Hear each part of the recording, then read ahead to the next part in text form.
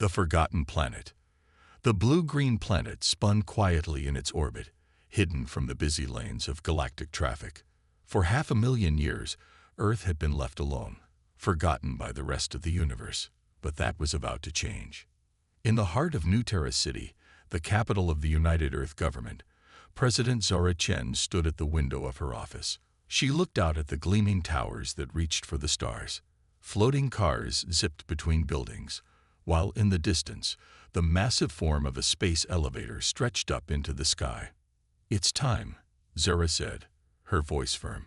She turned to face the room full of Earth's top leaders and scientists. Admiral Curry nodded, his dark eyes serious. "The fleet is ready, Madam President. Operation Starburst can begin at your command." Dr. Lena Patel, head of Earth's Science Council, stepped forward. "Our technology has been tested and retested. We're light years ahead of where we were when the galactic community last knew of us." Zora's mind went back to the history lessons she'd learned as a child. Long ago, aliens had visited Earth.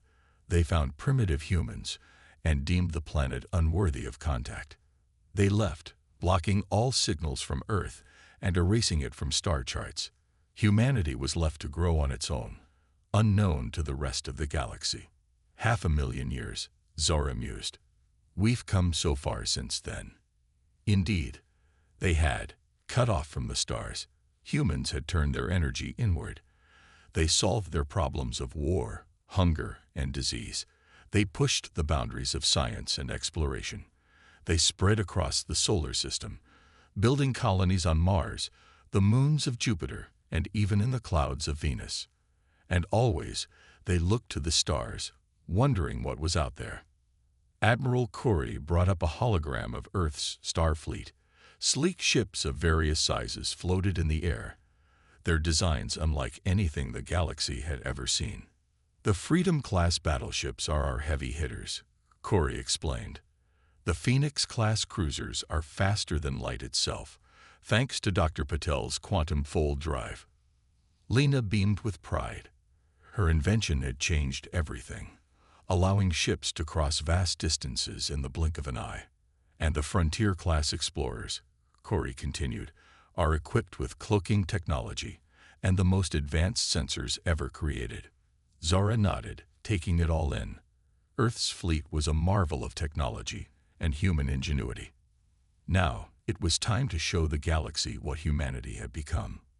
"What about first contact protocols?" asked Foreign Minister Yuki Tanaka. "How do we approach a galaxy that doesn't know we exist?" Dr. Omar Hassan, the chief sinologist, cleared his throat. "We've prepared extensive cultural and linguistic databases. Our AI systems can translate any known galactic language in real time. As for our approach, I suggest a mix of caution and confidence." Zora considered this. Humanity's return to the galactic stage would be shocking. They needed to be careful, but also show their strength.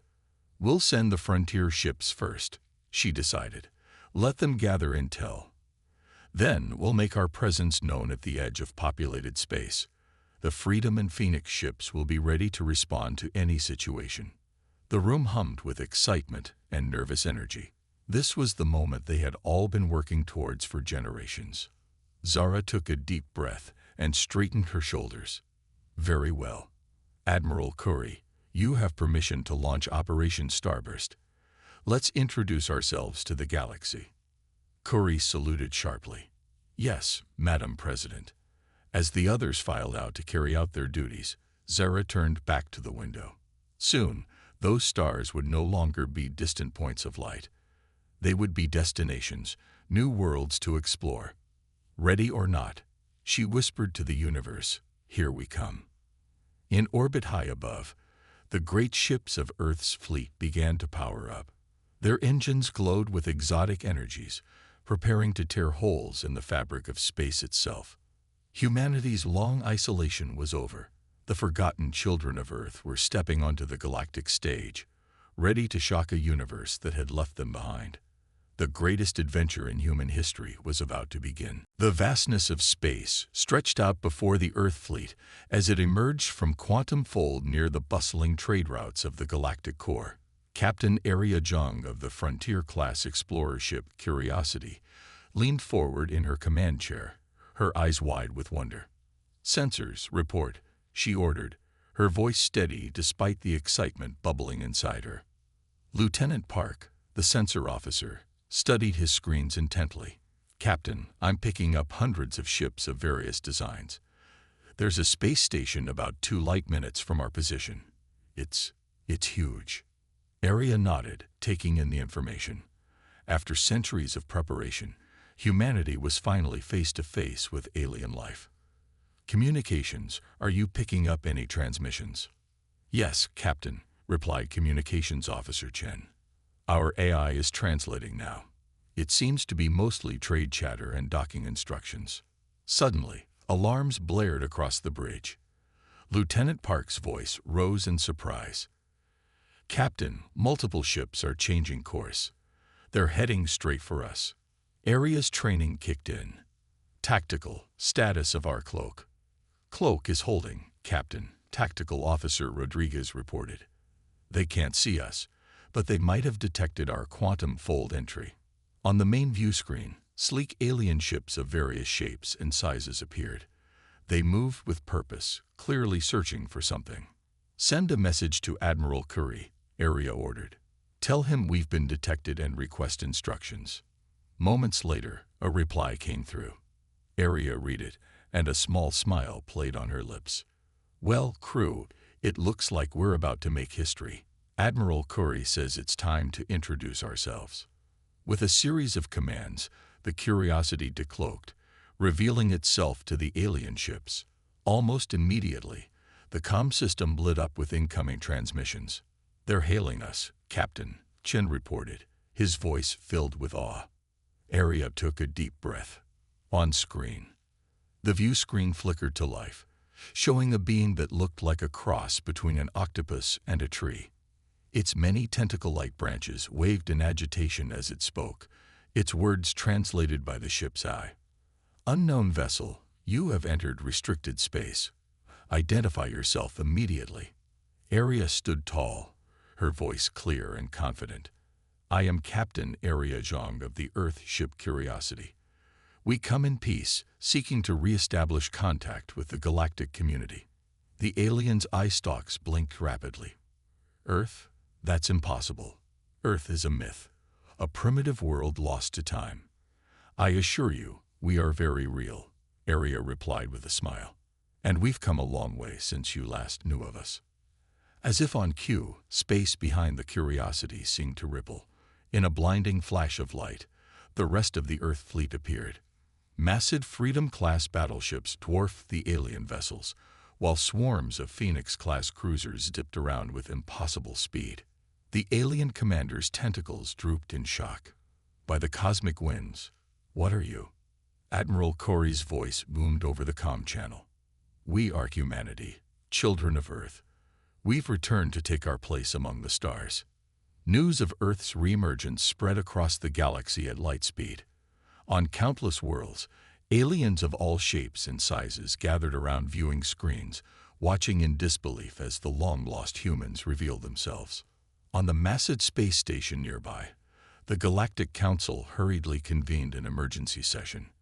Representatives from 1,000 worlds argued and debated, trying to make sense of this shocking turn of events. "How can a primitive world advance so quickly?" demanded a furry delegate from a heavy gravity world. "Their ships. I've never seen technology like that," muttered a crystalline being, its facets flashing with concern. As the council argued, Earth's diplomatic ships approached the station. Led by Foreign Minister Yuki Tanaka, Earth's representatives prepared to step onto the galactic stage for the first time in 500,000 years. Back on the Curiosity, Captain Arya Jung watched it all unfold with a mixture of pride and nerves. Humanity had dreamed of this moment for centuries, but now that it was here, the future seemed more uncertain than ever. One thing was clear: the galaxy would never be the same again. The children of Earth had returned, and they were full of surprises. The Grand Hall of the Galactic Council buzzed with nervous energy as representatives from 1,000 worlds shifted in their seats. At the center of the room, a delegation of humans stood calmly, their presence causing a mix of awe and unease.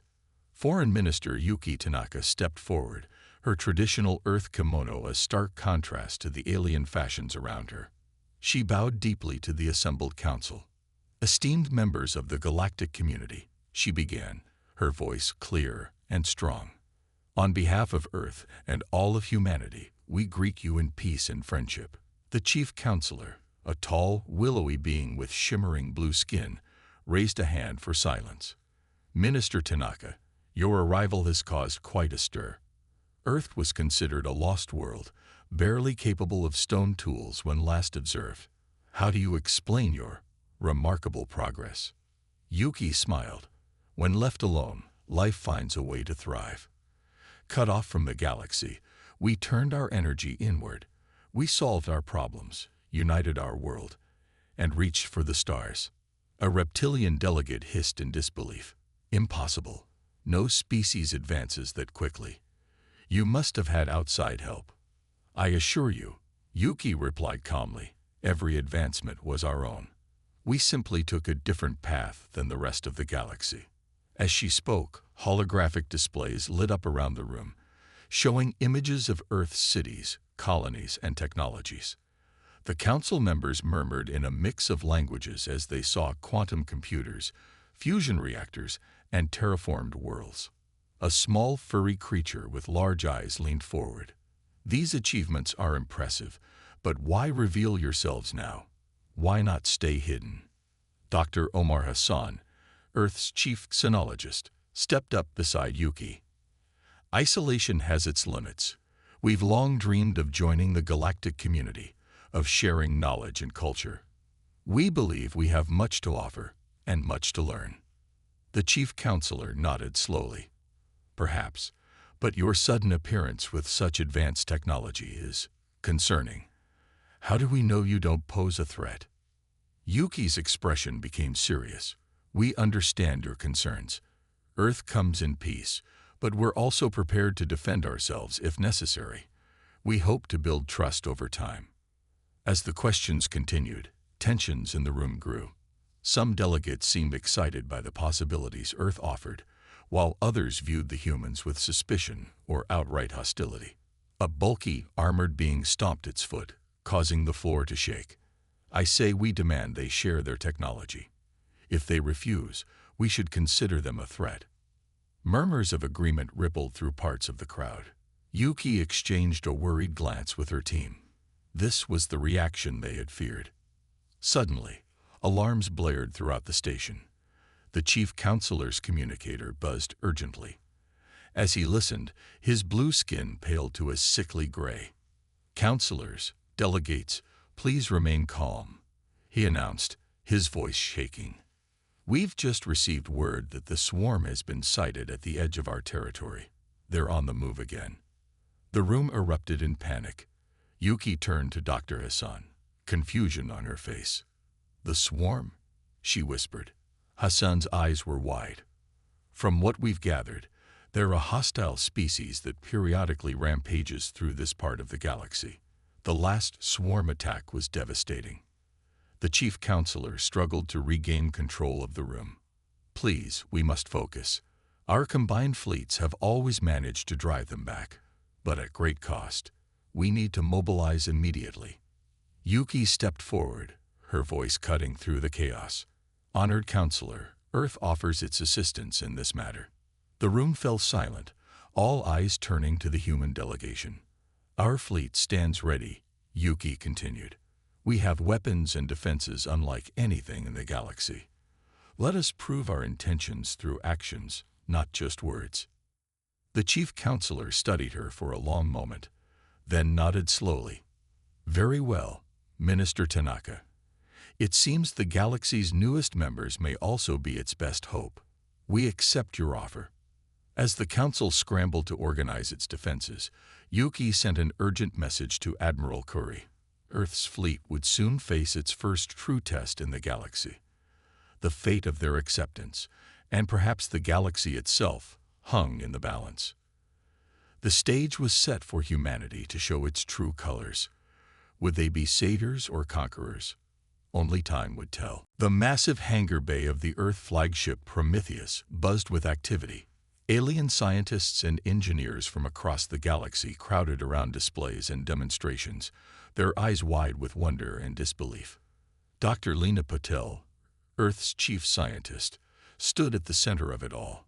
Her hands moved gracefully as she manipulated a holographic display, showing the inner workings of the quantum fold drive. As you can see, she explained to the awestruck crowd, our drive doesn't just bend space, it folds it, allowing us to cross vast distances almost instantly. A tall, spindly alien with compound eyes clicked its mandibles in excitement. Fascinating, but the energy requirements must be enormous. Lena smiled. That's where this comes in. She waved her hand, and the hologram changed to show a pulsing sphere of light. We call it the zero-point reactor. It taps into the energy of the vacuum itself, providing nearly limitless power. Gasps and murmurs rippled through the crowd. One scientist, a blob-like being floating in a containment suit, oozed forward. Impossible. Such technology would revolutionize everything. As Lena continued her explanations, other demonstrations caught the attention of the alien visitors. In one corner, a human volunteer stepped into a chamber. Moments later, he emerged, his body now covered in a shimmering, skin-tight suit. "Behold, the nano armor," announced the demonstrator. "It can stop energy weapons, heal injuries, and even allow survival in the vacuum of space." Nearby, a group of aliens clustered around a small spinning object. It hummed softly, creating a bubble of distorted space around it. "Our portable gravity manipulator," explained another scientist. "It can create artificial gravity fields, or even be used as a weapon to crush enemy ships." As the demonstrations continued, Admiral Curry and several alien military leaders watched from an observation deck above. "Incredible," muttered a reptilian commander. "With technology like this, you could conquer the galaxy if you wanted." Curry's expression remained neutral. "That's not our goal. We're here to join the galactic community, not dominate it." An avian being ruffled its feathers nervously. "But how can we trust that? You appear from nowhere with godlike technology. Many will see you as a threat." Before Corey could respond, alarms blared throughout the ship. A holographic display sprang to life, showing a massive swarm of alien ships approaching rapidly. "The swarm," screeched the avian commander. "They're here already." Curry's voice was calm as he issued orders. "All hands to battle stations. Prepare to engage the enemy." As the alien leaders rushed to their own ships, Corey turned to his second-in-command. "It's time to show them what we can really do. Deploy the Nexus." Outside, the space around the Earth fleet began to ripple and distort.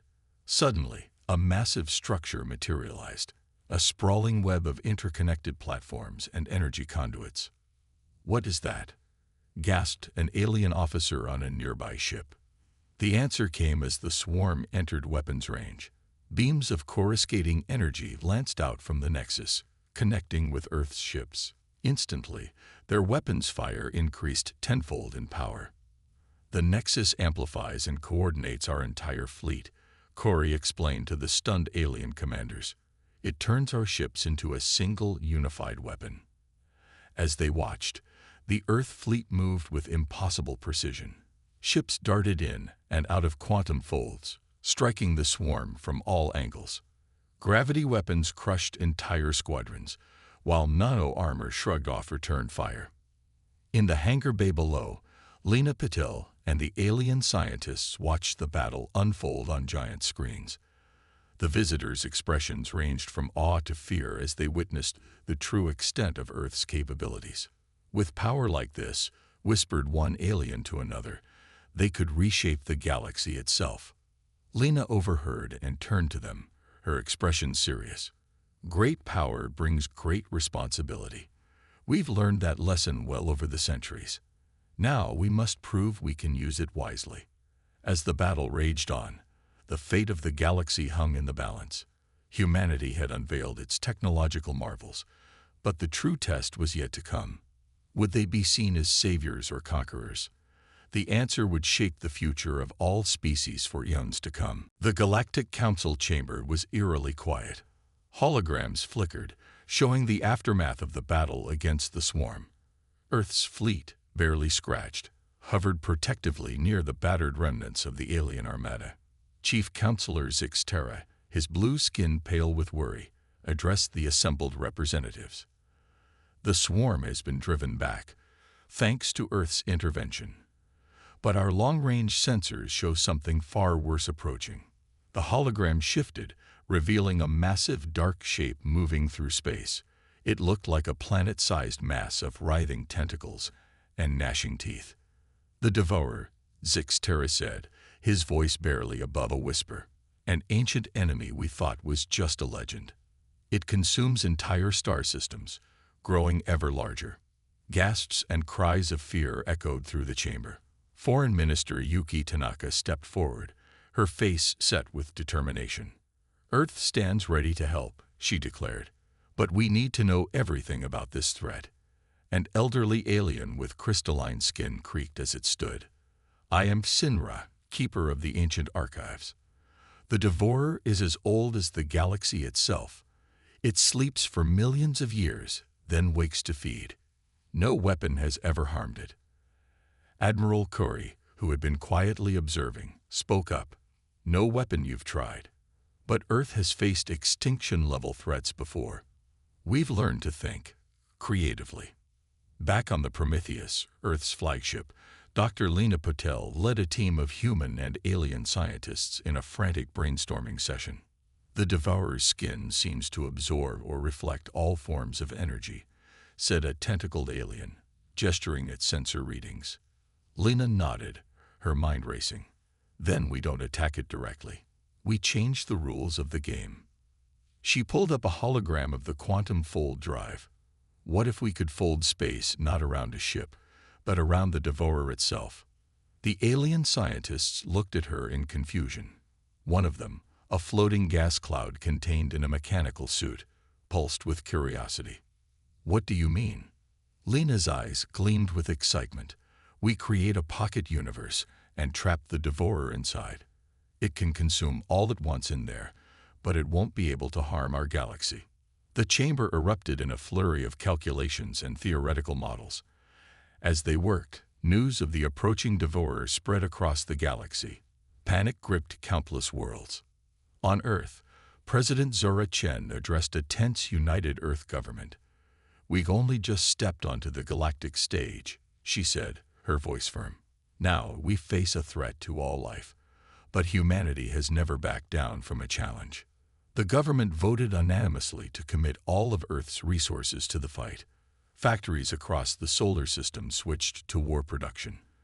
The quantum fold drive was adapted into a massive device capable of warping reality itself. As preparations continued, Admiral Corey met with the combined fleet commanders of the galaxy. Hundreds of alien ships had gathered, a last line of defense against the Devourer. Your weapons won't harm it, Corey explained, but we need you to distract it. Keep it occupied while we deploy our secret weapon. A hulking reptilian commander slammed a clawed fist on the table.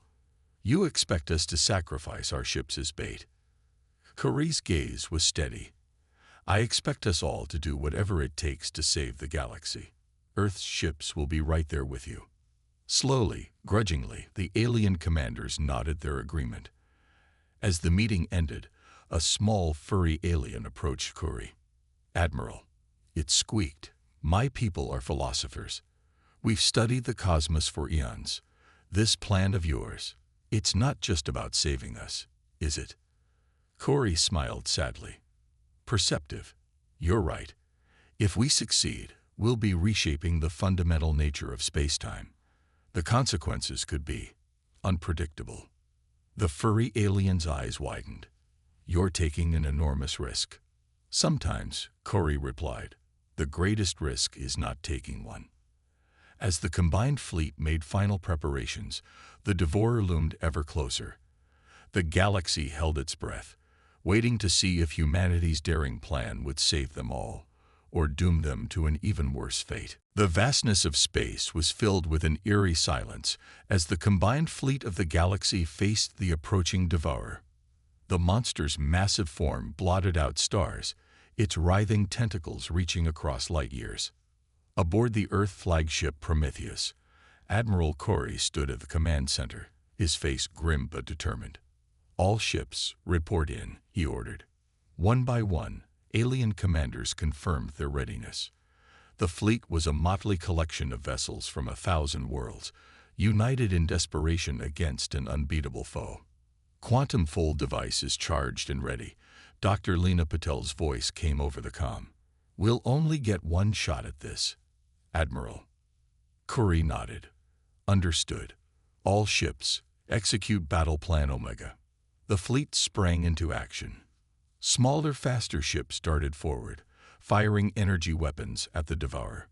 Their attacks seemed tiny and useless against its bulk, but they served their purpose, drawing its attention. Massive tentacles lashed out, smashing alien ships like insects. But for every vessel destroyed, 2 more took its place, harrying the beast from all angles. "Earth ships, deploy gravity manipulators," Corey commanded. A dozen Earth cruisers moved into position, activating their newest weapons. Waves of distorted space-time rippled out, slowing the devourer's movements and creating safe zones for the Allied fleet. On a nearby world, evacuated of all life, the quantum fold device hummed with power. It was a massive construction, built in a matter of weeks by the combined efforts of Earth and its new allies. Dr. Patel's fingers flew over the controls. "Initiating fold sequence," she reported.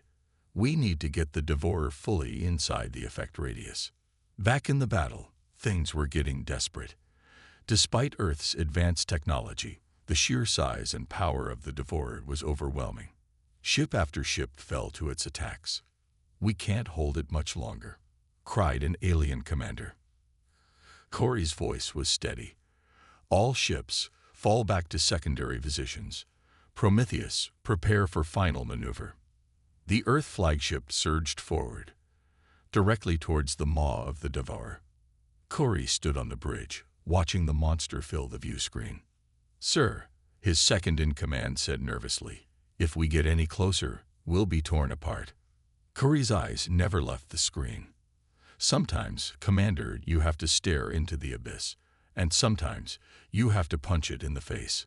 The Prometheus fired all weapons, a dazzling display of Earth's most advanced technology. The devourer's attention focused fully on the ship, its enormous mouth opening wide. "Now, Dr. Patel," Corey shouted. On the planet below, Lena slammed her hand down on the activation switch. The quantum fold device pulsed, and space itself seemed to bend and warp. A sphere of distorted reality expanded outward, engulfing the devourer. The monster writhed and thrashed, but it was too late. Reality folded in on itself, creating a pocket universe with the devourer trapped inside. For a moment, everything seemed to freeze. Then, with a silent flash, the devourer vanished. Where it had been, there was now only empty space and the battered remnants of the galactic fleet. Cheers erupted across every ship's comm channel. Alien crews embraced each other, celebrating their unlikely survival. On the Prometheus, Corey allowed himself a small smile. But the victory was short-lived. Alarms blared across the fleet as sensors detected a new anomaly. "Dr. Patel, report," Corey demanded. Lena's voice was shaky. "The pocket universe is unstable. It's creating a rift in space-time. If we don't close it, it could tear the galaxy apart." The celebration turned to panic. Alien ships began to flee, not wanting to face this new, unknown threat. Corey's voice cut through the chaos. "This isn't over.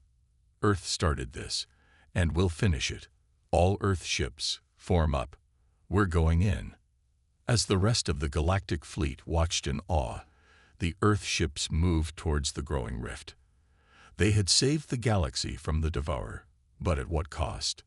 Now they faced an even greater challenge, one that would test the very limits of their advanced technology and human ingenuity. The fate of the galaxy, once again, rested in humanity's hands. The rift in space-time pulsed ominously, its edges crackling with unknown energies. Earth's fleet hovered nearby, their sleek ships dwarfed by the cosmic anomaly they had created. On the bridge of the Prometheus, Admiral Corey's voice was calm but urgent. "Dr. Patel, what are our options?" Lena's hologram flickered as she explained. "The rift is feeding on the energy of our universe. If we don't close it soon, it could expand uncontrollably." Corey nodded grimly. "And the Devourer?"